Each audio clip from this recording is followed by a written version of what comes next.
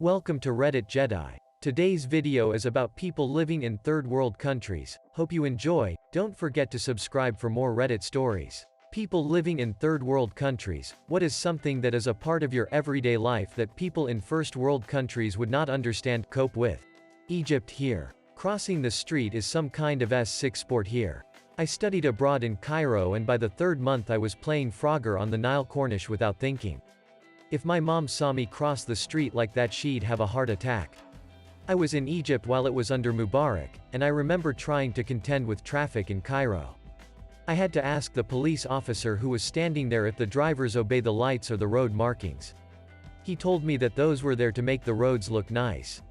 I chickened out from crossing the street and tried to find a metro station to cut through, even if I had to pay the £1 to enter. Edit. Stepped away for a few hours, and this post blew up.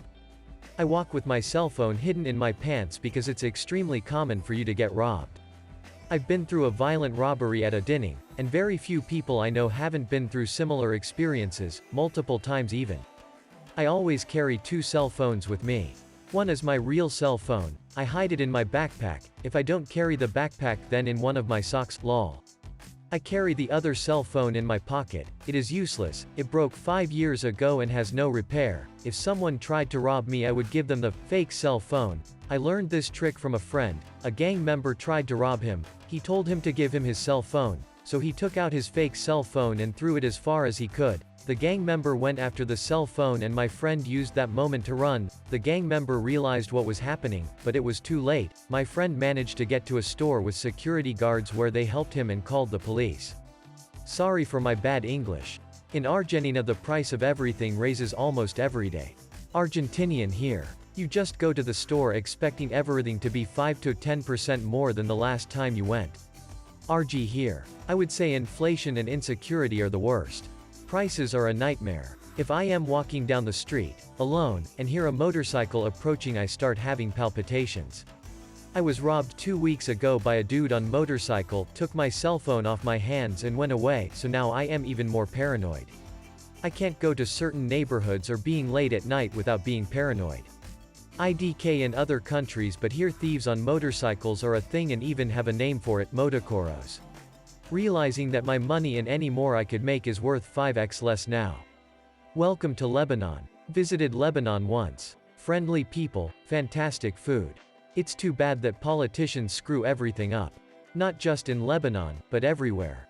I get you, man. Inflation in Argentina was 42% in July. In other countries they don't even know what inflation means.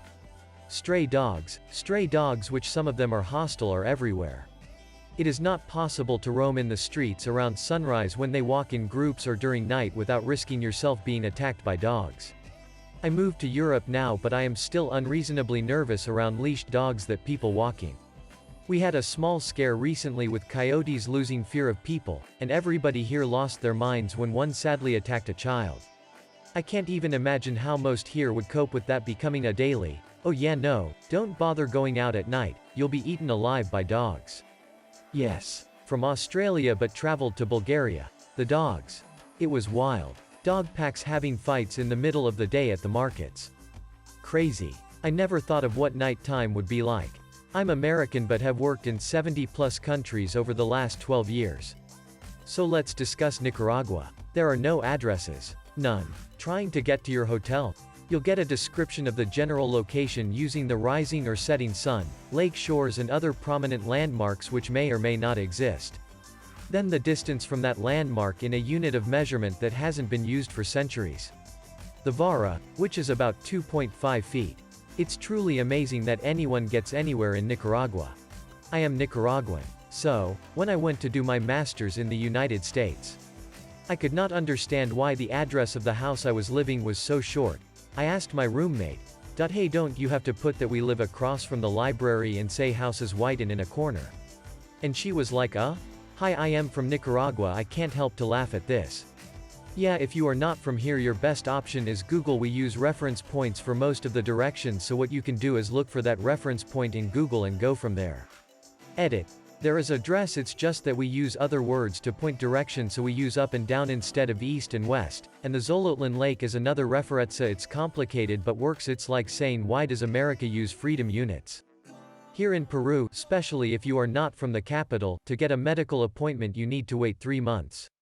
For surgeries or actual medical treatments it can take over a year, so many people I knew got random appointments just in case something happens. You'd better suffer the hemorrhage that day or you have to pray for the eucalyptus tea to actually work. Thank goodness I was able to move to the capital some years ago. What happens to most people in medical emergencies? People injured in accidents or who had a heart attack. Shit, I didn't know this. That is absolutely horrible. Is there any way it could be changed over time? The way the system works. It's so unfair. One aspect of living in a first world country is that it's normal for things to work. In third world countries, it's the opposite. Technology, roads, institutions, there is a tacit assumption that none of these things work the way they're supposed to, and that's just the way it is. When you live in the third world, your roads are full of potholes, your lights go out every week, if not every day, everything is on the fritz and politicians are incredibly corrupt, and yes, I know that there's corruption in Europe and the US as well, but it's not like our corruption. Example, in the summer of 2016 I took a trip to Germany and I was at the Hamburg train station, waiting for the 6:50 train to Bremen. At 6:45 the train station attendant announced that the 6:50 train was cancelled, but that there was another at 7:05 and that the train company would be happy to exchange everyone's tickets at no cost. There would be, at most, a half-hour delay. People were flipping the fuck out. A girl called her parents in tears. A couple threatened to sue or kill or maim the train station attendant. My German isn't great and neither is my irate German. It was like someone had declared WW3 over a half-hour train delay. In my country, on the other hand, there are no half-hour train delays. Because there are no trains. Shit, I wish we had trains. I had been living in Morocco and took a trip to Germany. I was waiting for the train and it was listed as arriving at like 7:23. I thought that was hilarious. The idea that it would actually arrive on time to the minute was inconceivable. I honestly didn't believe it was possible. I was so shocked that the train actually pulled in on time to the second that I took a video of the sign and then the clock and then the train pulling in. I showed it to all my friends. No one could believe it was real. Armed security people, go to the bank. 2 guys holding AR-15 at the entrance, the beer delivery truck. Guy with a shotgun. Whenever there's money involved there will be guys holding big guns. I've been pointed twice while walking on the wrong side of the street. I visited family in El Salvador about a decade ago now and it was like this at the time. There were guys with guns guarding things I wouldn't see at home, in the US. There was a man with a shotgun guarding a gas station and buffet-style restaurant food place. This was along the road and not in town. I also remember there was a guy who watched all the cars at this big grocery store while people went shopping, and my aunt would give him small change as a tip. I saw this when I visited Guatemala. Even the lunch meat truck, FUD, brand, had an armed guard. I wasn't sure if it was really a lunch meat truck, or if somebody had the bright idea to transport cash in truck marked, Jammin', instead of one marked, Dinero. I used to wake up to sounds of heavy artillery. Now to the sounds of Blue Jays of Toronto.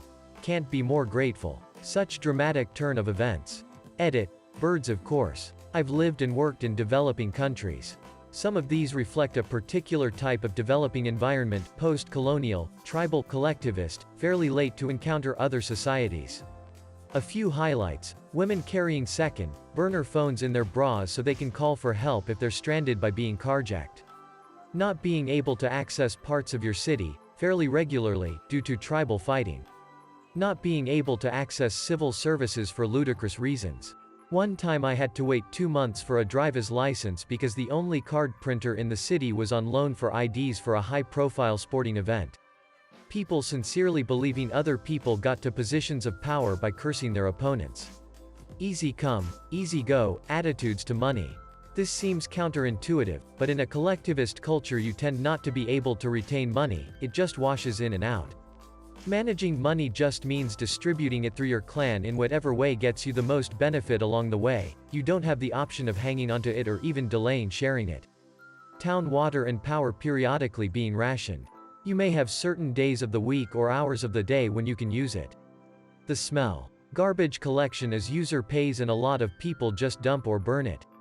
Extraordinary difficulty, sometimes, to access normal services. Children living on islands may swim to school with their clothes in double layers of plastic bags. People die young. The newspapers are full of obituaries for people in their 30s and 40s. Whole countries held together with twine and duct tape. The army will borrow a tank of jet fuel from a businessman or politician to get a plane back home. My husband once loaned his phone to a public sector chief to call the minister because the department's phone service had been disconnected for non-payment.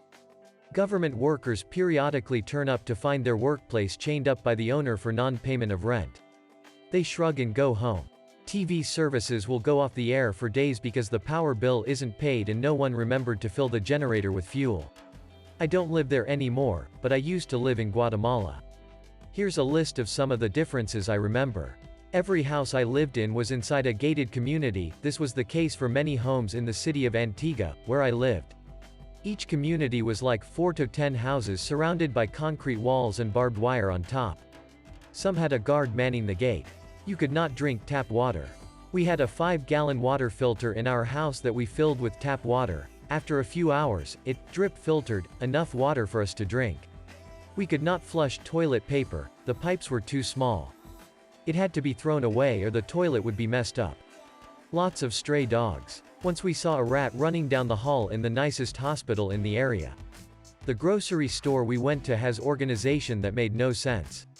Toothpaste would be put with the canned goods. No fancy aisles. Instead of scanning barcodes, the employees would manually enter each item you purchased. No plastic bags, just cardboard boxes. Earthquakes and power outages were both super common. At night, people loved to light firecrackers in the street for no reason. These things were powerful and had crazy amounts of gunpowder. You could pay people to watch your car if you parked it on the street to keep it from being broken into. There were no traffic lights in this city. You just kinda guessed what other people were doing. The bananas were amazing there though. The open-air market was one of the best things about living there. Bananas in the US where I moved back to taste like wax in comparison. Edit. Forgot we had to take a deworming medicine twice a year that tasted nasty. Despite these precautions, the parasites still messed us up. One of my family members still has gut issues to this day and my gluten tolerance has also been somewhat screwed over, although thankfully not too much. Also, most windows didn't have screens even though mosquitoes were a problem. Gated villages with security guards where houses inside are gated as well with high fences and barbs. This is common even in lower-class communities. Our malls have security checks when you enter. It's not effective, seen as a joke. Lol. 99% of establishments have security checks when you enter. Train stations have airport-like security checks, not really, but attempted concept, again not effective, just nuisance. Airport immigration. Our own citizens need to pass through our own human-attended immigration when departing from our country. We have a chance of being not allowed to exit even if we are legally allowed to do so, no crimes committed, not like fleeing. The rationale is that when the immigration officer felt that we are going to look for work abroad even if it is legal to do so in the destination country. If the immigration officer felt that the woman would be meeting her boyfriend abroad. If the immigration officer felt that the person looks like a human trafficking candidate. If we secured a permit and visa to work abroad, meaning we are legally allowed to work in a certain country, we will need to obtain a different clearance to exit to work abroad from our country, which is another level of tedious red tape. Sometimes this really puts off foreign employers, so we end up losing our offer anyway, thanks to my country. Edit. Yes, this is the Philippines. Edit. I didn't expect this to blow up. Just a friendly reminder, my criticism of my country is not a free pass to be racist towards Filipinos. Please refrain from focusing on the people. You can criticize the country all you want. I am assuming this is the Philippines. The weirdest thing with those security checks, as you entered a mall etc., is as a white foreigner they would just wave us through. Rucksack on, who cares, good afternoon sir, could probably walk on with a shotgun and would still have them say that. It was also so weird seeing the Filipinos being taken aside and not allowed to leave at the airport, seems unbelievable. It almost always seemed to be women as well. Also, the level of corruption that is obvious and in your face is shocking. Yeah, we have corruption over here, but it's hidden away, so too don't think about it. But flash your GovID and you could get away with anything. You could be